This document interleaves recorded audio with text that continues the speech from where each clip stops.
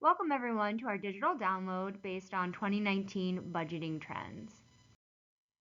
Today's talk will cover factors affecting the industry, SEM trends that you need to consider for your budget planning, SEO trends to consider, as well as content, media, and then a Q&A at the end. Joining us today will be myself, Margaret Mashro Giacomo, VP of Strategy, Garrick Lee, Brand Marketing Manager, Patrick Merriman, Team Lead of Digital Media and Creative Strategy, and Angela Mates, Senior SEM Specialist and Team Lead. So Garrick is going to kick it off and cover what are some key factors affecting the industry for your 2019 budgeting plan. Thanks, Margaret. So let's dive right into the first one. The industry's at a really good spot right now. Even though there's a lot of developments and new builds, especially in big cities like New York, demand is outpacing supply. And this is really great news for the industry because that means that ADR and RevPAR can increase, which will only be good and add to the bottom line of hotels. And having the ability to increase ADRs and RevPAR is really good because overall profitability is down for hotels. There's always increased labor costs, taxes, and increasing demands for consumers like free, lightning fast Wi-Fi that they all need and want to log into all the time. So hoteliers definitely need to find ways to ensure profitability for their hotels. And speaking of profitable channels, it'll be really important to make sure that hoteliers stray away from or cautiously consider using distribution channels like Airbnb. As Airbnb enters into the OTA space, it's going to be more important than ever for hoteliers to create destination content on their website, plan out experiential and group packages so that they can compete with this ever-growing giant in the industry. And last but not least, mobile.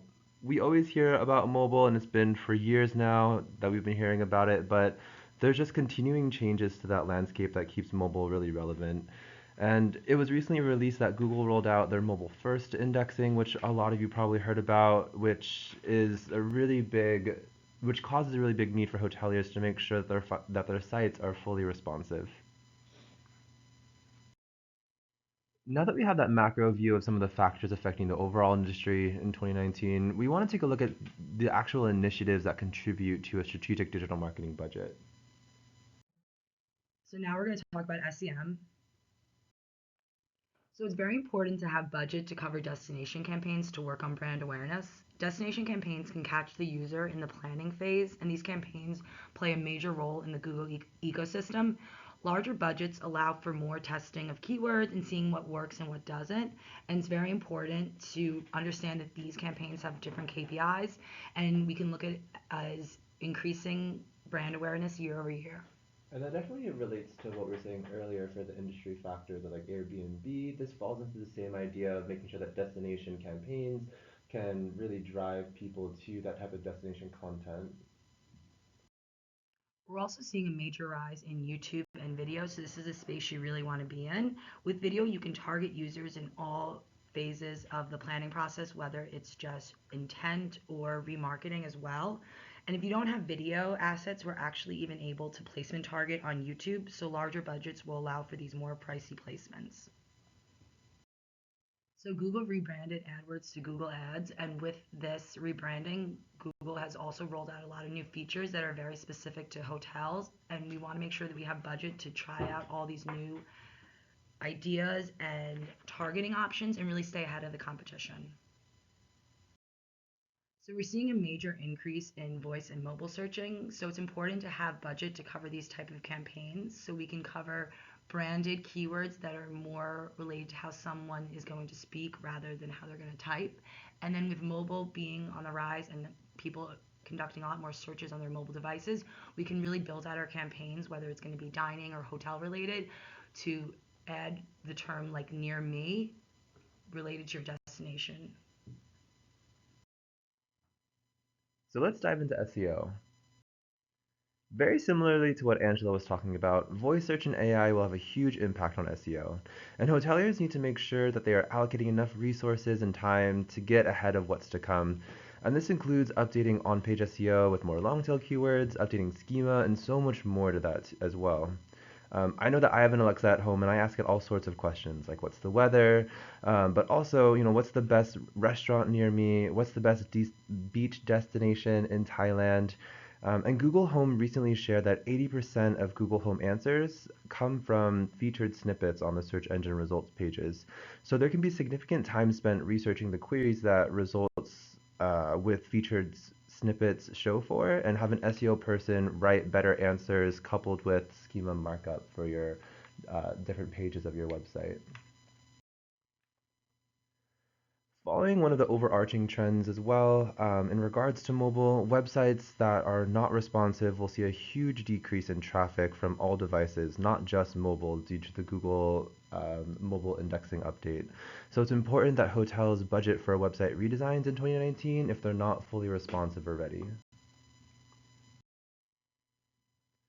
Lastly, with the recent updates from Google, not just the Google mobile indexing, but also more importantly, Google AMP, there needs to be a significant time spent evaluating the speed of your website. So speed has never been more important than before, not only for consumers and their short attention spans, which I'm definitely guilty of, but also the search engines who prefer sites with fast loading speeds.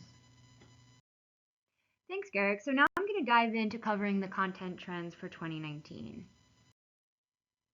So one of the top trends, and has always really been a trend, is destination blogging.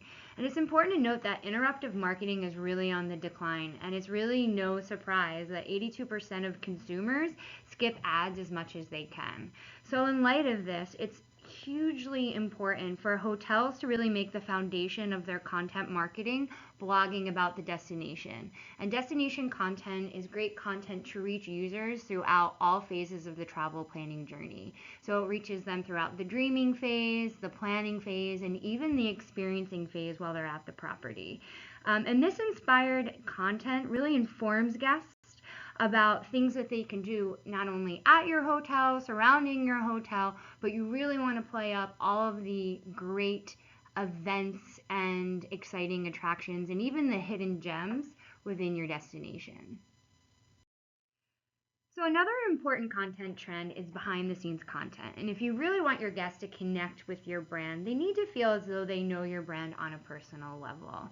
And behind the scenes content really just allows your guests to feel as though they have an exclusive peek into the day and life of your hotel, through the eyes of employees and through the eyes of guests that are on your property frequently.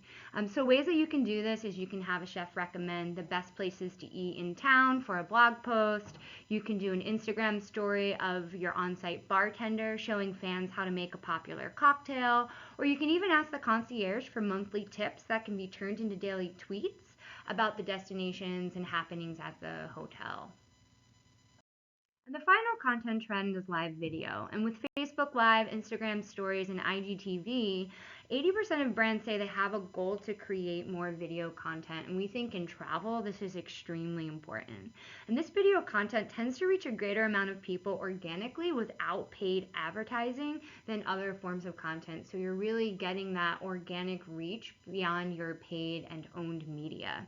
And similar to the above, hotels should think about who on property is an on-screen presence, so that you can really have them be the face of your brand and provide past, present, and future guests with inspirational content before they've even set foot on your property. Now let's discuss some online media trends. Whether it's brand video, a cinematograph, or even drone footage of the property to be used as a hero video on the website, video assets play an important role in allowing travelers to briefly experience what a destination could be like. Native ads are ads that blend into the look and feel of a publisher's website and disguise useful, relevant content as another blog on that publisher site. What does this trend really mean for hotels? It means that consumers are being influenced not only by content, but where they're getting their content. And it's important that hotels start to own their brand voice and start to dictate the type of content that in-market travelers are receiving. And as always, smart data marketing and smart remarketing are big trends as we move into 2019. Hebs Digital utilizes intent data from some of the best travel ad networks in the world and is able to serve relevant in-market ads to travelers who have shown interest in traveling to your destination. All right, so now we went through a lot of the different initiatives that go into actually what makes a budget in itself for 2019. We covered a lot of topics such as voice search, video, mobile. So now we're going to get in and chat about some of the frequently asked questions we get from a lot of hoteliers. The first one being that, I have a limited amount of budget. Which initiative do you recommend I move forward with? Does anybody want to take that one? Yeah, I'll jump in. That is a very popular but very flawed question. For any hotel that is asking this, the initiative you should invest in should be strongly rooted in your property's current needs, target audience, budget available, and your current initiative landscape. Hoteliers need to get to a place where all of their business decisions and marketing decisions are well informed and based on what they're currently doing. And I would agree with that. I think that from, when we talk to clients, it really depends on, are you a new hotel opening? Are you a hotel who has, the goals of improving ADR? So there's just a lot of variables that go into what makes a strategic budget, even if you do have a limited amount. Going to the next question, we also oftentimes get that a lot of upper management only wants to move forward with initiatives that have a certain ROI attached to it. And content, for example, is one of those types of initiatives. Um, and people always ask, what types of ROI can we share with our team in regards to that?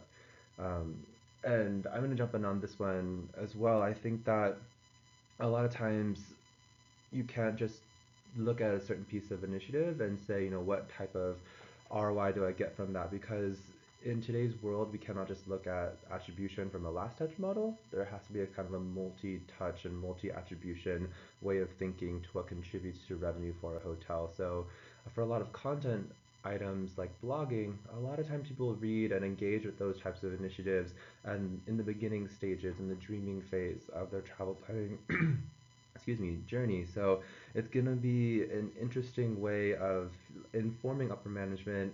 There's no ROI, but here's how this type of initiatives plays into the role of someone actually completing a booking down the line after they go through all the phases. Yeah, oftentimes a property focusing too much on just ROI and return on ad spend, they become a property that's doing one-dimensional marketing and only focusing on one type of outcome, which is not always a smart move. Yeah, I agree.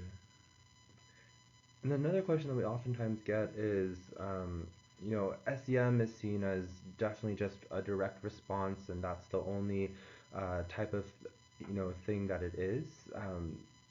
How does SEM apply to every phase of the travel planning journey? So that's what I love about SCM and GDN. You can target users in the dreaming, planning, or the experience phase. So GDN is going to be a great way to kind of get in front of the user when they're in the dreaming phase. So that can be like in market or affinity audience targeting. The planning and consideration phase would be more of those destination related keywords or more focused on your property like luxury hotels in the area. And what's great about this is you can also geo-target it to your top feeder markets to make it even more qualified. And then, of course, the experience phase, which is the direct response, which would be your remarketing, which can be done on YouTube or for search ads or for the GDN, and then also any branded keywords. And that's what I love about SEM. I think that a few years ago, there wasn't that many targeting options. It wasn't as expansive as it is now. So, like Angela said, there's tons of different ways that SEM can apply to every phase of the travel planning journey due to how robust it is these days. And the last question that we oftentimes get, especially now in light with Google's mobile first indexing, is uh, have we seen a decline in adaptive websites in regards to the search engine results pages? And based off the analytics that we've seen for our clients, not really quite yet have we seen the effect of this new algorithm update from Google, but I think that time will tell, and we predict that we will most definitely see a decline for websites who are still adaptive. Um, and if there are any more questions, you could definitely reach out to us. This is our email address, success@hebsdigital.com. Thank you so much for joining. We really appreciate it, and join us for our next digital download.